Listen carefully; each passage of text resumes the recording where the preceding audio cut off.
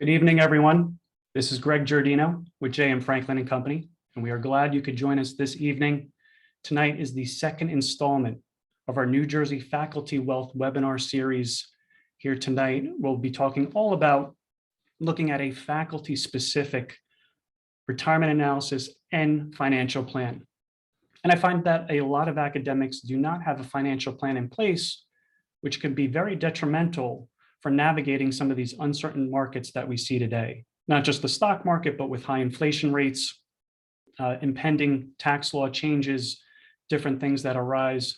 Having a financial plan is really critical to having a foundation for your wealth. So we'll review with you tonight our process here at J.M. Franklin and Company. What does that actually look like, and how can it help you? And make sure you stay until the end, or we'll have a live Q&A session so we can answer any questions that you may have. So we'll get started here. Let's dive in. As always, quick disclaimer. This is a hypothetical example that I will be showing you. It's a sample client. It's not representative of any specific situation. Your results will, of course, vary, and the hypothetical rates of return used do not reflect the deduction of fees and charges inherent to investing. So take home point here. This is for general purposes only. If you're looking for specific advice, please reach out to your tax, legal, or financial advisor. So now that we have that out of the way, let's go to our sample clients, Professor Joe and Joanna Cohen. So Joe is a professor at Rutgers University. He's 67 years old, and he wants to retire next year when he turns 68. And Joanna is a retired school teacher, and she is also 67 years of age, and she's currently retired. So I'm going to show you our financial planning software. So what's really neat about this tool is we can take our clients' financial lives, all of their investments that they own, all of their stuff, and we can put it in one place. So as you can see here on the left-hand side, Joe and Joanna, they are high net worth clients. They do really well. And their investments here are approximately $4.5 million in investments. Going back. And you can see here their net worth is approximately $5 million. That's because you include the value of the home, which is roughly $400,000. So as you can see at the bottom of the page here, we have all of their different investments. They have some money in cash. They have some Fidelity accounts, as you can see on the left-hand side. They have some TIAA accounts. TIAA is a very popular choice among academics. It's not uncommon to have 5 to 8 different contracts at TIAA. It can get a little bit overwhelming, but you need to have an accounting of what you have and where it's located. And you can see here, which is really nice, we can almost get a bird's eye view holistically of how much do they have in stocks versus bonds versus cash. So as you can see here in stocks, they have approximately 56% in stocks. That's between all of Joanna's investments and also Joe's investments. In cash, we have approximately 30%. Some of that is in what's called TIAA traditional. In taxable bonds, we have 6.28%. In other, that could be real estate, that could be commodities. And in bonds, we also have 1.9%. So this is the makeup of their risk. It's really important as you're investing and saving for retirement that you're pinpointing exactly how much risk you're taking and how much you need.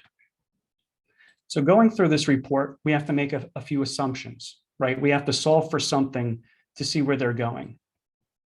And we'll start here. As I mentioned before, Joe is 68 years old. 67, going to be 68 when he retires. Joanna's already retired. She's 67 years old. And we have to solve till age 95. We're going to be very conservative. We're going to say Joe and Joanna are going to live very long, healthy lives. And they also have 3 children, Max, Katie, and Jonathan. And they have 3 beautiful grandchildren, Jameson, Sharon, and William. Moving along, in terms of all their assets that they own here, for conservative purposes, we're going to assume that on all their investments, based on the risk they're taking, they're going to earn between now and throughout retirement in 2049, when they pass at age 95, that they're going to earn approximately 4.92% on average per year in return. So we're being very conservative here. I think it's important to be conservative rather than aggressive. In terms of income sources coming in, we can see here that his salary at Rutgers for Joe is about $195,000 per year. His Social Security, if he waits till age 70, is about $44,000 and change. Joanne is about $19,000. So we need to incorporate that into this analysis. And also, Joe has some patents. So he has some significant royalty income coming in, $300,000 that will stop next year, or actually this year. And then we have another royalty of $12,500 a year that will stop in year 2038. So you can see they're significant earners and they do quite well. In terms of expenses, we have to figure out, well, how much do they want to live on in retirement? Well, for Joe and Joanna, that amount is $120,000 per year net. So they need $10,000 net per month, $120,000 a year to live on throughout their entire retirement. And not only do we have to factor in $120,000, but we have to factor in inflation. Because of course, $120,000 today will not be $120,000 30 years from now. So for the purposes of this report, inflation is estimated at 2.37% per year. And we can also solve for state taxes. They want to retire here in New Jersey.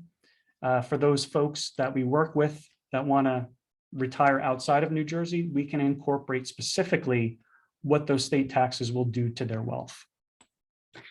In terms of savings and contributions, currently Joe is contributing to his 401a at Rutgers, and he contributes about 5% of his salary on a pre-tax basis every year. And Rutgers puts in about 8%. Additionally, he's a great saver. He puts away in his 403b another $27,000. And in his Prudential 457 plan, as you can see at the top here, is about $27,000 per year. So he's doing a really good job of saving, and this needs to be factored into the analysis. And so what we can do is we can take all of this information and we can project out what does Joe and Joanna's lifetime portfolio value look like over the years, taking into account inflation, them needing $120,000 net per year to live on, and so on. So we could see here, in terms of their lifetime portfolio value in year 2022, they'll both be 68. And at the end of the year, if they're earning roughly almost 5% on their investments, he's making all those contributions into his retirement plan, they'll have approximately $4.6 million at the end of 2022. And if it goes in a linear fashion, you could see by 2049, it grows to $7 million, right? It's amazing. But we know not everything works in a linear fashion like this, and that a lot could go wrong. And a guarantee I can make you, and I joke with my clients, is the day you retire, Murphy's Law will happen. The stock market will go down 35%, and you're going to have bad returns for the next 10, 15, 20 years. So we need to incorporate that into these plans. So what we have here, we can actually run what's called a Monte Carlo simulation. Craig, what the heck does Monte Carlo mean? Well, it's a fancy name, and all it means is we take 1,000 different permutations, different trial runs. If you retire and the market does great, and you have great returns for the next 30 years, or if you retire and the market goes down like Murphy's Law, and you have bad or below average returns for the rest of your years, what does that look like? So it gives us an idea of probabilities. And as you can see on this screen, it gives a very wide range of outcomes. So in the top 2.5 percentile, if you retire and hit everything just right, the Cohens will leave behind almost $13 million to their heirs, which is an incredible number, remote possibility of happening, but very, very small probability. The average scenario, they'll probably leave behind approximately 7.7 million. And in the worst case scenario, 2.5% probability of happening, they'd leave behind about 4.8 million. So this just gives us an idea to put some math behind it, some probabilities. You really want to get more granular than this, but it gives us an idea here. And I always say to my clients, I'd rather be vaguely right than precisely wrong, and at least have an idea to be able to make an informed decision with your wealth. So going back to our lifetime portfolio value, we looked at Monte Carlo here. What's neat about our software is we can work live with some different scenarios. So our clients tell us, hey, Greg, well, I'm reading a lot in the Wall Street Journal, and I heard that stock market returns and bond returns projected over the next 10 years are supposed to be very muted. They're not even supposed to be great. So what if instead of earning 4.92% a year, what if we only earned 3.58% rate of return per year? And by the way, Greg, inflation, if it's not 2.37% per year, what if it averages 3% per year? What does that look like? Well, we can actually, with the click of a button, show you how that will affect your wealth. So you can see here, there's a big meaningful difference. In 2049, if inflation is higher and our returns are lower, well, the Cohens just lost approximately $2.2 million on their wealth. So this is good information for them to have. Now, what if for some reason Joe has a long-term care event? Let's pretend that at age 80, he comes down with Alzheimer's, and from age 80 to age 95, needs to be in an assisted living facility and needs to take out $105,000 per year from the portfolio. What would that look like? So we can run that. So as you can see here, they lose approximately $2.8 million, but at the end of the day, they still have enough to leave to their heirs. And we can toggle these numbers up and down, but this is very powerful.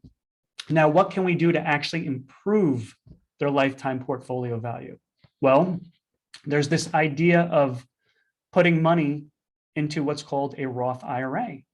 Now, one of the ways you can add value to your lifetime portfolio value, your wealth over time, is the price you pay to put your money into a Roth IRA. That makes a big difference. So what we can do is we can go into our reports tab here, and we can go into our income tax ledger to see, hey, what would our taxable situation look like over the next few years? Is there an opportunity to take advantage of lower tax brackets to actually do a Roth conversion, which is a fancy name for taking money from your 403B or 401A that's pre-tax and putting it directly into a Roth IRA. So let's take a look here. In 2022, 2023, and 2024, we can see the effective tax rates are quite low. And the reason for that is we're taking a lot of money out of the after-tax accounts, which will not bloat their taxable income. And Joe didn't start Social Security yet at age 68. He's going to wait till age 70. And his required minimum distributions didn't start yet from his qualified accounts, his 403B and 401A. We know that starts at age 72. So he's got a little bit of an opportunity here to take advantage of these Roth conversions. So what if we did $100,000 a year of Roth conversions for the next 3 years? We get rid of our taxes now on $300,000. We pay them now to maybe save on my lifetime tax bill later. So let's look at that scenario. Sorry, I'm just getting back to my spot here. So if we do Roth conversions at age 69 to 71, $100,000 a year, and we take that money and we reinvest it back into the retirement accounts, look what happens. Over time, they actually add a little bit over $1 million based on these assumptions. So that's huge. That can easily add up. We can also show, well, what if they decide to gift some of this money, right? The Cohens, they're well-to-do. They have a lot of wealth here. What if they don't want to wait until they pass away? What if they want to actually start giving their money while they're alive to their children so they can see it and see them enjoy the money? So in 2022, you can actually gift per person $16,000 to any one recipient. So Joe can actually gift $16,000 to one child, and Joanna can gift another $16,000 for a total of $32,000 in 2022. So what if they wanted to give that to all their children? So $32,000 each times 3, that's about $96,000 per year. Can they do it? So we run it here. It'd take about $3 million off the final number, but they'd have the enjoyment of seeing their kids use it while they're alive. So the take-home point here is we can run a bunch of scenarios. Greg, what would happen if I sold my house and then I used some of the equity and put it back in my retirement plan? What happens if I paid off my mortgage early? Or should I start investing more into my retirement plan? We can work these different factors into here. So this is a pretty neat exercise that we do with our clientele, and it's critically important that you run different scenarios each and every year because things are going to change. The markets are going to change, inflation is going to change, interest rates are going to change. You need to have an idea of what you can do with your wealth so that you're making good, sound decisions. Now, we're going to also, before I move on to the financial plan here, at the bottom here, to the left, we have a earliest retirement age solver. So for those of you who don't want to work till age 68 or age 70, you want to retire earlier, we can, with the click of a button, figure out, hey, when's a reasonable time you could retire? What's the earliest age you could consider retiring? We can figure that out using this tool. We also have what's called a liquidation strategy solver. What the heck is that? So in retirement, there's a lot of conventional wisdom out there that says you should withdraw when you take $1 in retirement, take money first out of your after-tax accounts, any accounts maybe outside of Rutgers or school, and then you should take money from your tax-deferred accounts, things like 401as, 403bs, and then you should tap last for income your Roth accounts. Well, what if in retirement we took a combination of after-tax money and we took a combination of your tax-deferred money? How would that prolong the life or longevity of your portfolio? We can actually work in here those percentages, which is pretty neat. So moving along, we're going to look at an actual specific financial plan for Joe and Joanna. So I'll pull that up now.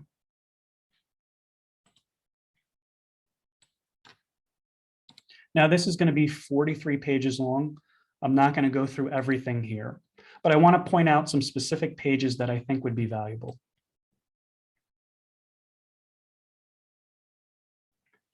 So going through some of these disclosures here, we've talked about some of these things. So once again, the financial plan is really bespoke and customized to the client and their goals, because ultimately that's what's important. So as I mentioned to you, that Joe wants to retire at 68. As far as investments go, they want to diversify their investments and maximize their investments in accordance to their risk tolerance. From an income tax perspective, both Joe and Joanna would like to minimize their taxes now and throughout retirement.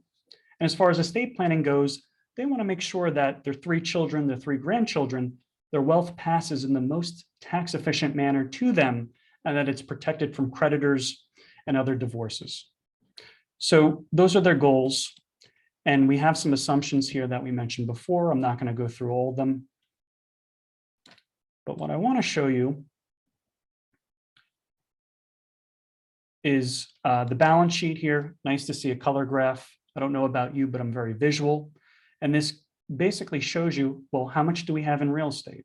How much do we have in qualified retirement assets, those that haven't been taxed yet? How much do we have in taxable investments? How much do we have in cash? So this gives us an idea of where the wealth is and ideas of maybe how can we plan in a tax smart way to locate certain assets that you have.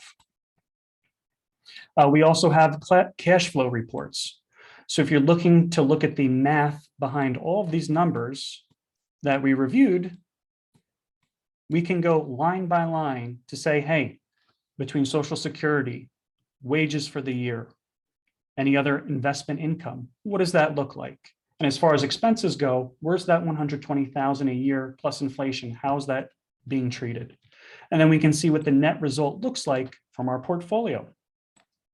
And we also have the Monte Carlo backups here, where we can see the best upside case scenario and also the downside case scenario. What I would also like to show our viewers is an estate flow chart, which is down here at the bottom, which I think is pretty interesting. So this gives us an idea when the wealth passes from Joe to Joanna to the heirs, what does that look like, factoring in the different taxes and expenses that will be due. So you can see here on the left-hand side, Joe has about 5 million when he passes. Take out taxes, expenses, he leaves about 4.98 to Joanna. Joanna, with her side of her investments, she has about 7.6 roughly. When she passes away, you take out 841,000. The heirs will get a very generous $6.7 million when they pass away. And we can get a little bit more granular into this estate flow chart to see what the expenses are and where all these numbers are coming from. And probably the most important page is this recommendation page. So once again, this is customized to each client. Everyone is different and it's specific to them. So, and we don't only talk about the retirement income piece of this and the investment piece, but also Social Security and estate planning, as well as income tax planning. What are the things we should be doing to get Joe and Joanna from A to B? So for Social Security benefit, in this instance, Joe is considering collecting at age 70. He's going to delay, which will allow his benefit to increase by 8% per annum. And he'll be able to leave a bigger survivor benefit to Joanna if he delays. Once again, this is specific to Joe and what's important to him. As far as investments goes, one of the recommendations here is they were taking too much risk. It's close to 70% in stocks. When you added everything together, they should really be in the 60% range. They wouldn't give up too much incremental reward, but their risk would be greatly diminished. And from an income tax perspective, I know we spoke about it, consider the Roth conversions when there's an opportunity to do so. The tax rates will sunset in 2026 or sooner. And it's pretty important, if you think tax rates are going to go up, now's the time to be thinking about accelerating income to be doing these types of things. From a risk management perspective, maybe they can consider long-term care insurance. Even though they could self-fund, they may want it from an emotional standpoint, and it may be smarter for them to leverage an insurance company's dollars rather than leverage their own portfolio. From an estate planning perspective, they should really talk with an estate planning attorney.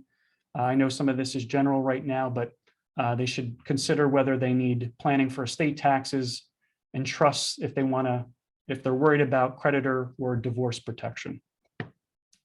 So once again, this is in a nutshell, and I know it's very voluminous here. It's a lot of paperwork, a lot of terms here, but this is really important for our clients because it gives them a sense of security. And if you have a sound financial plan, it can help you weather these volatile times because you can always refer back to it and you have an idea of what you can and can't do. So with that being said, I think now would be a great time for questions. I know we were pretty quick here. I try to keep it to the 20 minutes. So if you want, please type in your question in the Q&A box below, and I'll answer some of these as these come in.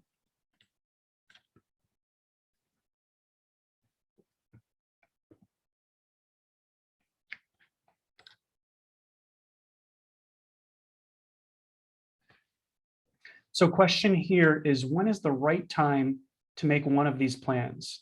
If I have a change in my goals, can we update it? I think it's a great question.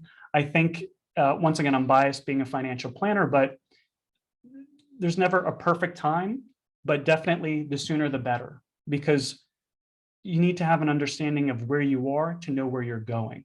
And if you do change your goals eventually, that's why we have the financial planning process. And that's why you engage with the financial planner, is these things are going to change. You know, when we run these plans, they can change the next day, literally. So it's really important that you're updating these projections so that you can make informed decisions and you make sure your plan is in sync and you know where you're going. So great question. I don't think there's a perfect answer for it, but the sooner the better. You have a plan. Once you have a plan in place, you can really exceed your goals.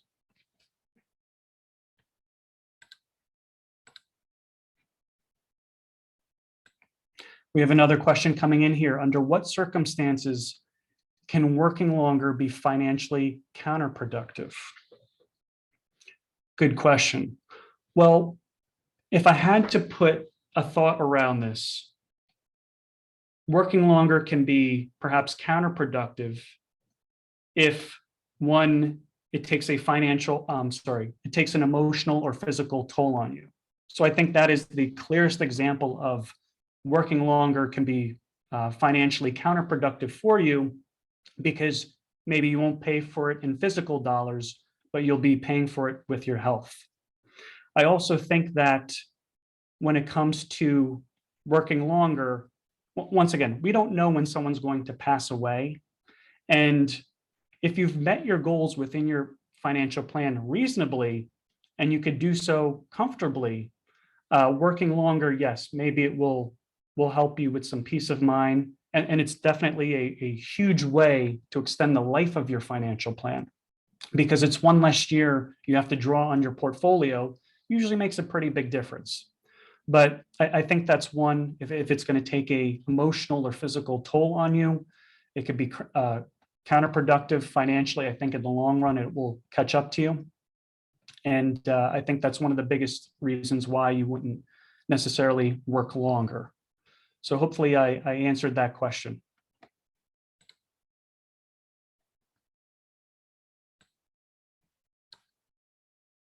Now, another question here is, what is the vault feature? So I'm glad someone brought this up. So this vault in here is our tool that we use with our clients of J.M. Franklin that we offer to them. It's like a nice online organizer. So as you can see here, we have different file folders that our clients can take advantage of. So they can literally log in, they can upload a document to their vault, and we can access it. So this is nice because tax season is over, and a lot of our clients, they have their 1040s, and this is great because they can upload it to our folder. I can see it, and I can work in coordination with your accountant to make tax smart recommendations. So we'll actually categorize these folders for you. We have here legal documents. So when you have your wills, living wills, etc., you can upload them, different insurance policies, deeds to the home. It's a nice way to really simplify your life and have everything in one place. So this vault is actually not only something I use in my financial planning software, but I use it with our clientele. And while we're on it, we actually offer a client website. So you can actually log into your own financial website here, which I'm going to do now.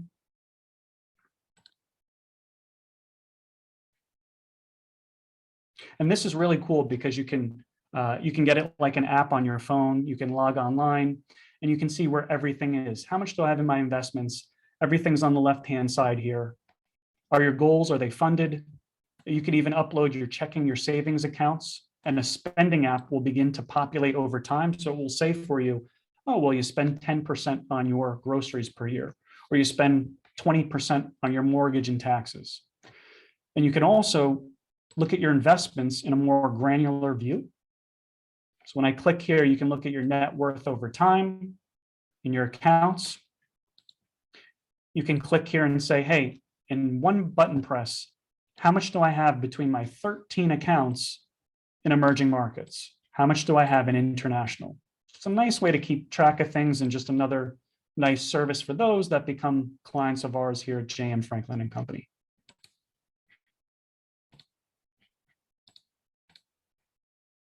So we'll give it another minute here for any other last questions.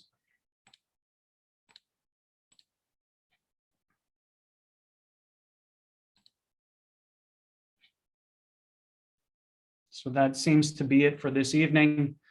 Once again, hope you found it valuable here. I know a lot of good nuggets of information. And if you're thinking about your own financial plan, whether you decide to work with us or another advisor, it's really important you have one in place, you set one up, and you could stick to it.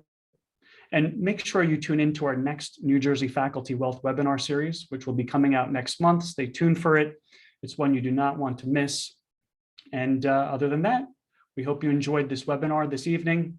We'll see everyone soon. Take care.